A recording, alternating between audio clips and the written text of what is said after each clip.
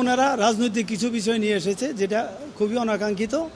আমার কথা হচ্ছে, ওনাদের এই বক্তব্যটা টোটালি পলিটিক্যাল স্ট্যান্ডবাজি। জামাত ইসলামের সমর্থনপুষ্ট 7 জন ডেপুটি অ্যাটর্নি জেনারেল এবং 10 জন অ্যাসিস্ট্যান্ট অ্যাটর্নি জেনারেল অফিস থেকে পদত্যাগ করেছে, এবং পদত্যাগের কারণ হিসেবে তারা কিছু রাজনৈতিক বিষয় নিয়ে এসেছে, যেটা অনাকাঙ্ক্ষিত। এটা আমরা রাত্রে সোশ্যাল মিডিয়ায় দেখেছি, দেখার জন্য এটার প্রতিক্রিয়ার জন্যই আমরা মূলত আজকে আপনাদের সামনে দাঁড়িয়েছি। তো আপনারা জানেন, বাংলাদেশের ইতিহাসে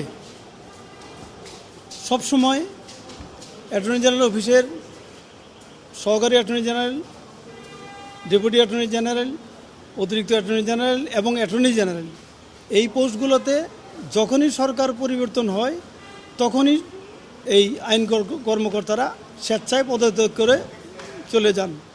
এবং এটাও দেখেছি যে ইভেন কি সরকার গঠনের আগেও, নির্বাচন হওয়ার পরেই যখন দেখেছে যে অন্য দল ক্ষমতায় এসেছে, তখন সরকার দলীয় যারা অ্যাটর্নি জেনারেল অফিসের কর্মকর্তা ছিলেন, অ্যাটর্নি জেনারেল সহ, তারা পদত্যাগ করেছেন। তো আমাদের ইন্টারেস্টিং বিষয় হলো, আমাদের যে বন্ধুরা গতকাল পদত্যাগ করেছে, ওনারা এই সরকারের অধীনে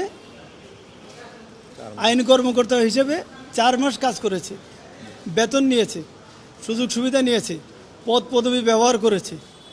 করার পরে গতকাল ওনারা 4 মাস পরে ওনাদের মনে হলো যে এখন তো আসলে পদত্যাগ করা দরকার, অথবা রিমুভ হবেন। তো এই জন্য ওনারা রাজনৈতিক কিছু বিষয় নিয়ে এসেছে, যেটা খুবই অনাকাঙ্ক্ষিত। আমার কথা হচ্ছে, ওনাদের এই বক্তব্যটা টোটালি পলিটিক্যাল স্ট্যান্ডবাজি, রাজনৈতিকভাবে প্রভাবিত, যেটা আমরা প্রত্যাশা করিনি তাদের কাছ থেকে। আর ওনারা পদত্যাগ কাজ করলেন। এখন আমি অ্যাটর্নি জেনারেল অফিসে অ্যাটর্নি জেনারেল সাহেবকে আপনাদের মাধ্যমে বলতে চাই যে এই 4 মাস যে ওনারা কাজ করলেন, এরা সরকারের পক্ষে কাজ করেছে নাকি সরকারের বিপক্ষে স্যাবোটেজ করেছে? এই 4 মাসের যে যতগুলো ফাইল ছিল, সবগুলো ফাইল যেন ওরা একটু খোঁজখবর নিয়ে দেখে। কারণ সরকারের কাছ থেকে বেতন ভাতা সুযোগ সুবিধা সব নিয়ে, আর দিন শেষে 4 মাস কাজ করে দিন শেষে পদত্যাগ করে আবার সরকারের বিরুদ্ধেই অবস্থান নেবে।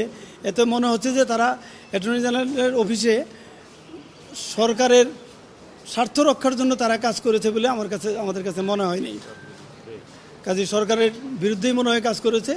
এই জন্যে রাজনৈতিকভাবে প্রভাবিত হয়ে এই সমস্ত ভিত্তিহীন অভিযোগ তারা এনেছে, যেটা অনাকাঙ্ক্ষিত।